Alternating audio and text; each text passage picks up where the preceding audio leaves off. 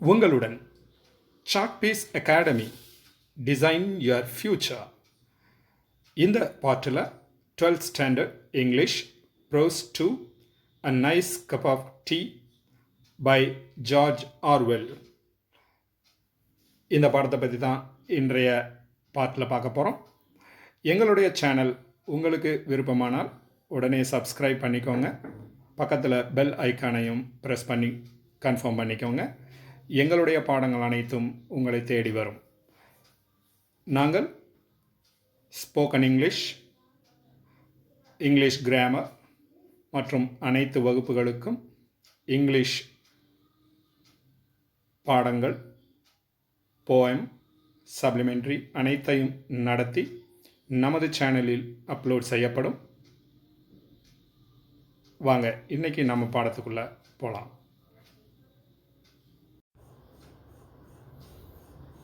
My dear students, இன்றைக்கி நம்ம இந்த பாட்டில் ப்ரோஸ் 2 யூனிட் 2ல் இருக்கக்கூடிய ப்ரோஸ் 2 பார்க்க போகிறோம். ஆல்ரெடி கொஞ்சம் ஃபஸ்ட் பார்ட்டில் பார்த்துட்டோம். அந்த ஆத்தர் பற்றியும் அவர் இந்த ப்ரோஸில் என்ன சொல்ல வந்தார் அப்படின்றத பற்றியும் கொஞ்சம் டிஸ்கஸ் பண்ணியிருந்தோம். இன்றைக்கி நம்ம பார்க்க போகிறது இந்த பாடத்தில் அவர் எடுத்துக்கிட்ட அந்த டைட்டிலுக்கு அவர் என்ன சொல்ல வராரு. ஏன்னா நைஸ் கப் ஆஃப் டீ அப்படின்னு நம்ம எப்போ சொல்லுவோம் அப்படின்னா, ஒரு டீ வந்து நல்லபடியாக குடிக்கிறதுக்கு நல்லா இருந்துச்சுன்னா நைஸ் கப் ஆஃப் டீ அப்படின்னு நம்ம சொல்லுவோம். இவரும் அதை தேடித்தான் ஓடுறாரு. அதில் ஒரு மிகப்பெரிய ஆராய்ச்சியே பண்ணியிருக்கிறாருன்னு கூட சொல்லலாம். காரணம் என்னென்னா, அவர் டீ போட்டு குடிக்கிறது டேஸ்ட்டாக இருக்கணும்னு எதிர்பார்த்தாரு. அதில் ஒரு ஆராய்ச்சி பண்ணி எந்த டீ நல்ல டீ அப்படின்றத கண்டுபிடிச்சிருக்கிறார். ஸோ அவர் இந்த பாடம் முழுக்க ஒரு நல்ல டீ எப்படி இருக்கணுன்றதை பற்றி தான் சொல்ல போகிறார். இப்போ நம்ம எத்தனையோ கடையில் போய் டீ சாப்பிட்ருப்போம். அந்த டீ கடையை அடுத்த தடவை போனால் அந்த கடை டீ நல்லா இருக்குன்னு அர்த்தம். அடுத்த தடவை அந்த கடைக்கு போகலன்னா அந்த கடை டீ நல்லா இல்லைன்னு அர்த்தம். ஸோ ஒரு சில கடைகள் வந்து இன்னும் பல இடங்களில் வந்து ஃபேமஸாக நடந்துக்கிட்டு தான் இருக்குது.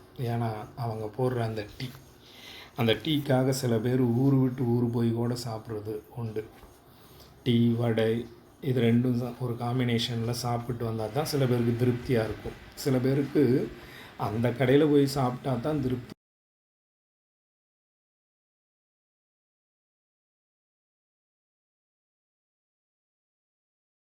டீ, அந்த டீ வந்து ரொம்ப டேஸ்ட்டாக இருக்கிற மாதிரி அவங்க கொடுப்பாங்க. ஸோ அப்படிப்பட்ட டீக்காக தான் ஒவ்வொருத்தரும் தேடி அலைகிறாங்க.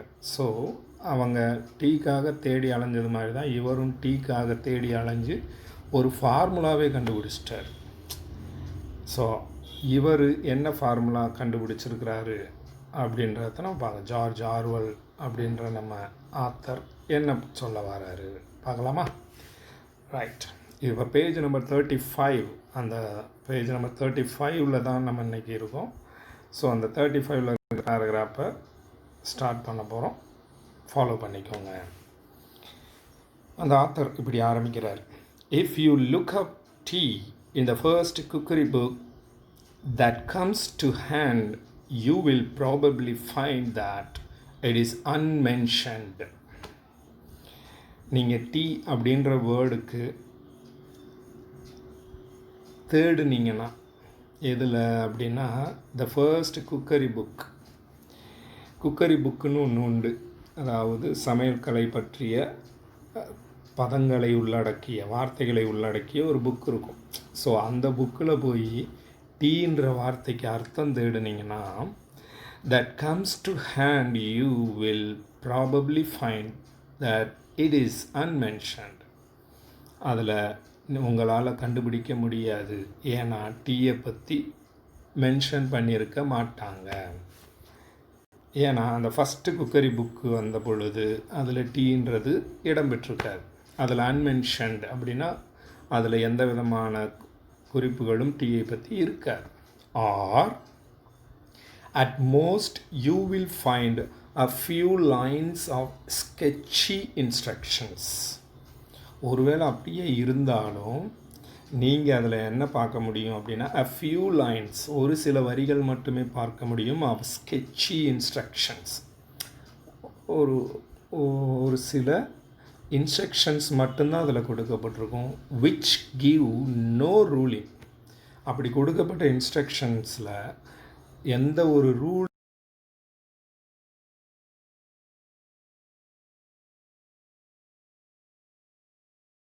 of the most important points, முக்கியமான பாயிண்ட்ஸ்களில் இருக்கக்கூடிய பல ரூல்ஸுகளோடு இதை செய்யணும். ஆனால் அந்த ரூல்ஸுகள் இல்லாத சில பாயிண்ட்ஸுகளை வேணும்னா நீங்கள் அந்த புக்கில் பார்க்கலாம்.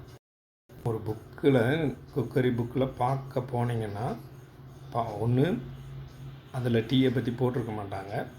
ஒருவேளை அப்படி போட்டிருந்தாலும் முக்கியமான சாதாரண இன்ஸ்ட்ரக்ஷன்ஸ் மட்டும்தான் கொடுத்துருப்பாங்க. ரூல்ஸ் கொடுத்துருக்க மாட்டாங்க. ஒரு டீயை உருவாக்கணும்னா இவ்வளவு ரூல்ஸ் இருக்குன்னு எதுலேயும் இருக்காதுன்னு அவர் அடித்து சொல்கிறார்.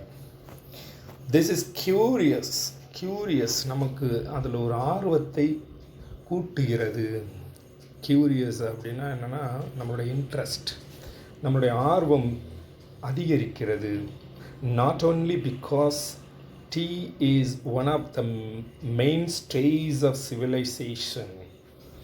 அதை நாம் ரொம்ப ஆர்வத்தோட டீயை பற்றி இப்போ நம்ம பார்க்குறோம். இப்போ டீன்னு சொன்னோன்னே என்ன டீ அவ்வளோ இம்பார்ட்டன்ட் தான் அப்படின்றது இந்த பாடத்தை படித்ததுக்கப்புறம் கட்டாயம் இம்பார்ட்டன்ட் தான் அப்படின்னு உங்களுக்கு புரியும். ஏன்னா டீ போடுறது அவ்வளோ ஈஸி கிடையாது. போட்டவங்களுக்கு தெரியும் எவ்வளவோ விஷயங்கள் அதில் இருக்குது. Okay, tea is one of the mainstays of civilization. Civilization அப்படின்னா ஒரு கலாச்சாரம். ஒரு கலாச்சாரத்தில் இப்போ நம்ம ஒரு வீட்டுக்கு போகிறோம்னா அங்கே போனோடனே டீ போட்டு கொடுப்பாங்க. ஸோ அது ஒரு கல்ச்சரை நம்மளுக்கு சொல்லி கொடுக்குது. ஸோ ஒரு சிவிலைசேஷன் நாளை பற்றி சொல்லி கொடுக்குது. இப்படி தான் ஒரு வீட்டுக்கு போன உடனே நம்மளுக்கு யாராவது வந்தாங்கன்னா ஒரு டீ போட்டு கொடுக்கணும். ஸோ அந்த சிவிலைசேஷன் யார் தருது, அந்த நாகரிகத்தை யார் சொல்லிக் கொடுக்கு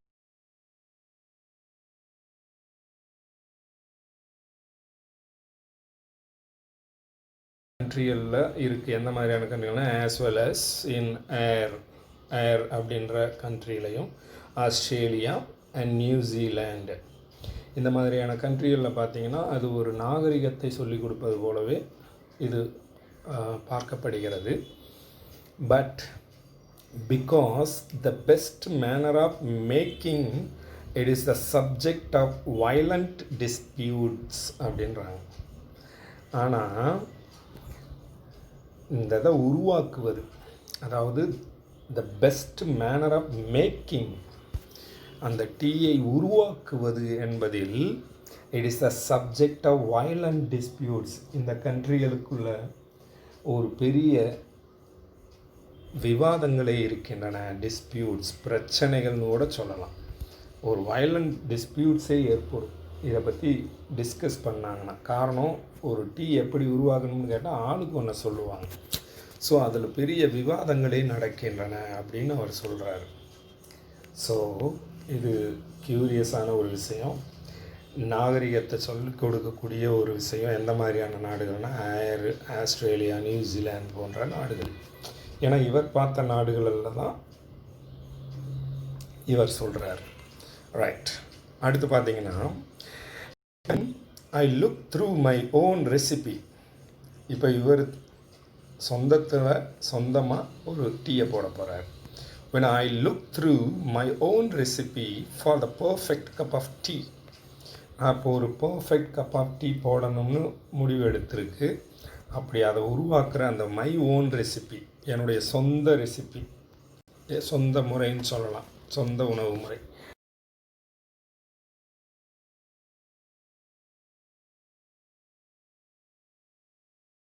ஸ்டாண்டிங் பாயிண்ட்ஸ் அப்படின்றாரு. அவர் கண்டுபிடிச்சிருக்கிறாரு. ஒரு 11 பாயிண்ட்ஸுகளுக்குள்ளே அதை கொண்டு வந்திருக்கிறார். 11 அவுட்ஸ்டாண்டிங் பாயிண்ட்ஸ். ஒரு 11 பாயிண்ட்ஸுகளுக்குள்ளாக அதை அவர் சொல்கிறார். அப்போ நம்ம இந்த பாடத்தில் பார்க்க போகிறது என்னென்னா, ஒரு 11 பாயிண்ட்ஸ் அவர் சொல்கிறாரு. அந்த 11 பாயிண்ட்ஸும் கரெக்டாக இருந்து நீங்கள் அந்த டீயை போட்டிங்கன்னா அந்த டீ ஃபென்டாஸ்டிக்காக இருக்கும், டேஸ்ட்ஃபுல்லாக இருக்கும். யாருக்கு போட்டு கொடுத்தாலும் யூ வில் அட்மையர் தெம் அப்படின்ற அளவுக்கு இருக்கும். யாருக்கு போட்டு கொடுத்தாலும் அவங்க அதில் மயங்கிடுவாங்க அப்படின்னு சொல்கிறேன். ஏன்னா அவர் சொன்ன விஷயங்கள் அப்படி தான். வீட்டில் ட்ரை பண்ணி பார்ப்போம் எல்லோரும். On perhaps 2 of them there would be pretty general agreement. அதில் 2 விஷயங்களை என்னன்னு சொல்கிறாங்கன்னா ஜென்ரல் அக்ரிமெண்ட்டாக சொல்கிறாரு. ஆனால் அழகானதாக இருக்கும். pretty general agreement. ஒரு 2 விஷயங்கள் மட்டும் அந்த பாயிண்ட்ஸில் ஜென்ரல் அக்ரிமெண்ட்டாக இருக்கும். But at least 4 others R அக்யூட்லி controversial அப்படின்றார். கான்ட்ரோவர்சியல்னால் ஒரு ஏடிக்கு போட்டியாக இருக்கும்னு வச்சுக்கோங்களேன். ஒரு ஏடிக்கு போட்டி அல்லது பிரச்சனைக்குரியதாக இருக்கும். எத்தனை பாயிண்ட்ஸ் அப்படின்னா கிட்டத்தட்ட ஒரு 4 points. Here are my own 11 rules. அவர் சொல்கிறார், இங்கே ஒரு 11 ரூல்ஸ் வச்சுருக்கேன். Every one of which I regard as golden. அதில் இருக்கக்கூடிய ஒவ்வொரு பாயிண்ட்டையும் கோல்டன் போல் அவர் கருதுகிறார். கோல்டன்னா என்னென்னா தங்க பொருள் எவ்வளவு வேல்யூவலானதோ அந்த பாயிண்ட்ஸ் ஒவ்வொன்றும் அவருக்கு அவ்வளவு வேல்யூ ஆனதாக அவர்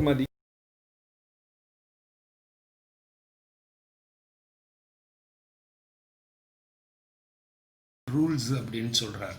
ஒரு டீயை இந்த 11 ரூல்ஸுக்குள்ளே உருவாக்கணும் அப்படின்னு அவர் சொல்கிறார். ஃபர்ஸ்ட் ஆஃப் ஆல் இப்போ ஃபஸ்ட்டு ரூல் போகிறாரு. First of all one should use Indian or Ceylonese tea. இதில் தான் நீங்கள் பல விஷயங்களை தெரிஞ்சுக்கிற வேண்டியது இருக்கும். இவர் வேற ஒரு நாட்டை சேர்ந்தவராக இருந்தாலும் ஃபஸ்ட்டு அவர் சொல்கிறது பாருங்கள், one should use Indian or Ceylonese tea. நம்ம பக்கத்தில் இருக்கக்கூடிய இலங்கை அங்கேருந்தும் அல்லது இந்தியாவிலிருந்தும் கொண்டு வரப்பட்ட தேயிலையை தான் பயன்படுத்தணுன்றார். இப்போ உங்களுக்கு புரிஞ்சிருக்கும் இந்தியா ஏன் அந்நியர்கிட்ட அடிமைப்பட்டு கிடந்தாங்கன்னு உங்களுக்கு தெரியுமா அப்படின்னு பார்த்தா அதில் முக்கியமான விஷயம் என்னென்னா தேயிலை. இந்த தேயிலையை அவங்க நாட்டுக்கு இன்னும் கொண்டு போய்கிட்டு தான் இருக்கிறாங்க. ஸோ நம்ம நாட்டில் கிடைக்கக்கூடிய தேயிலையை விட நம்ம ஏற்றுமதி செய்கிற தேயிலை ஃபஸ்ட்டு குவாலிட்டியாக இருக்கும். ஏன்னா அதுதான் அவங்களுடைய அந்த சுதந்திரம் கொடுத்துட்டு போன பொழுது அவங்க ஃபஸ்ட்டு குவாலிட்டி தேயிலையெல்லாம் எங்கள் நாட்டுக்கு அனுப்பணும்னு சொல்லி எழுதி வாங்கிட்டு போனதாகவும் ஒரு விஷயத்தை சொல்கிறாங்க. ஹிஸ்டாரிக்கலாக பார்க்குற பொழுது அந்த சுதந்திரம் கொடுத்த சமயத்தில் ஃபஸ்ட்டு குவாலிட்டி தேயிலையெல்லாம் எங்கள் நாட்டுக்கு அனுப்பி வச்சிடணும் அப்படின்ட்டு ஒப்பந்தம் பண்ணிட்டு போனதாகவும் சொல்லப்படுகிறது. காரணம் என்னென்னா உலகிலேயே இந்திய டீயும் இலங்கை டீயும் தான் ரொம்ப டேஸ்ட்ஃபுல்லாக வரும் அப்படின்றது உண்மை. அதனால தான் அவரே எந்த டீயை செலக்ட் பண்ணுறாரு அப்படின்னா